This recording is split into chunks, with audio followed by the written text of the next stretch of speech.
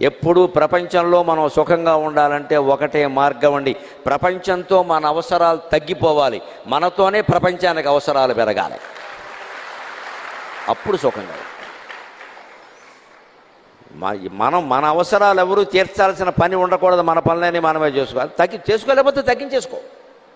అన్నం వండుకునే ఓపిక లేదు, ఇడ్లీలు తిని బతుకు, అరటిపళ్ళు తిని బతుకు, అంతే. నీకు వండుకునే ఓపిక లేదు కదా, ఇడ్లీలు తిను, అరటిపళ్ళు తిను, ఇంకోటి వండమని చెప్పక.